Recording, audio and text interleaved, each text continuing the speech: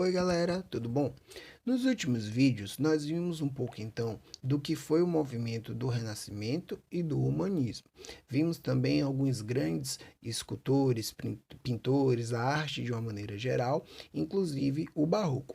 Hoje vamos falar sobre a questão da ciência e da tecnologia no movimento renascentista. Bom, as necessidades do comércio e do artesanato em expansão, ou seja, em crescimento, o entusiasmo renascentista pela investigação racional, lembra?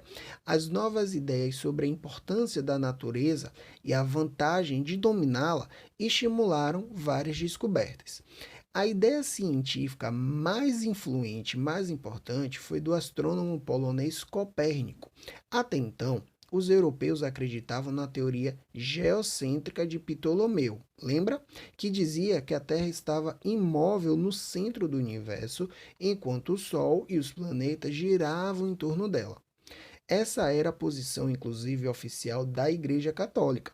Copérnico ele observou o movimento dos planetas e fez cálculos, chegando à conclusão de que a explicação mais simples seria o heliocentrismo, ou seja, a Terra é apenas um planeta girando em torno do Sol. Você pode imaginar o impacto que isso provocou, ou seja, que essa teoria provocou. Copérnico, por exemplo, ele foi censurado e só publicou suas descobertas no leito de sua morte. Mais tarde, muitas pessoas foram perseguidas pela igreja por terem defendido então as teorias, ou seja, aquele caso de inquisição que a gente já falou, que a posição oficial, o que a igreja pregava, né, era o que deveria ser acatado e o que deveria ser seguido. O Renascimento, o humanismo, ele surge justamente para questionar essa autoridade da igreja. Bom, no mesmo ano em que Copérnico anunciou a teoria heliocêntrica, aconteceu uma revolução nas ciências biológicas. O holandês Vesalius, ele lançou seu célebre livro de anatomia. Em vez de confiar na tradição, né, dos antigos, ele preferiu dissecar, ou seja, né, abrir, estudar todos os órgãos, observar cadáveres e descrever o que os seus olhos enxergavam.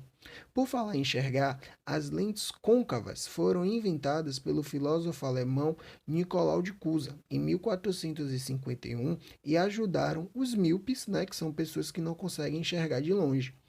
Outra descoberta foi a do Francis Pierre Belon. Ele mostrou em 1555 as homologias entre os animais, ou seja, falava das semelhanças, por exemplo, entre o gato, o tigre e o leão, ou entre o cachorro e o lobo.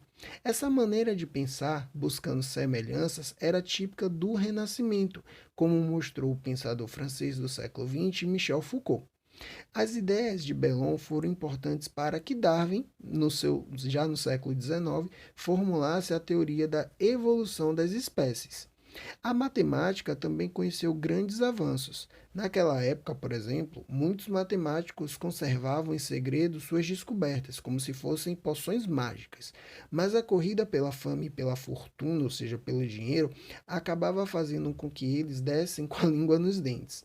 Os números negativos, ou seja, aqueles números que são menores que zero, foram inventados pelo italiano Cardano em 1543.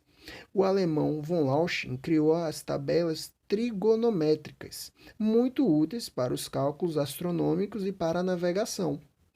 Entre as principais invenções tecnológicas podemos citar o relógio mecânico, os canhões, mas esses só começaram a fazer estragos mesmo lá por volta de 1440.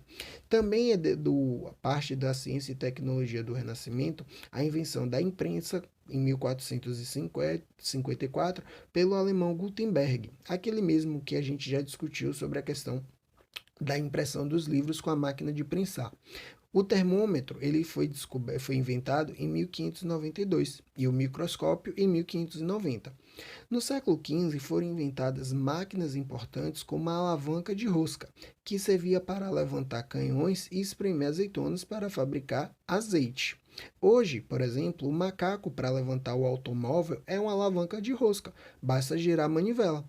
Outra máquina importante foi o torno mecânico, movido com o pé por um sistema de correia de transmissão. O torno, ele faz peças e objetos cilíndricos. Ainda hoje, ele é largamente empregado nas fábricas, com motor elétrico, é claro. Essas são algumas das grandes invenções e descobertas provocadas então por esse movimento do Renascimento e do humanismo, beleza?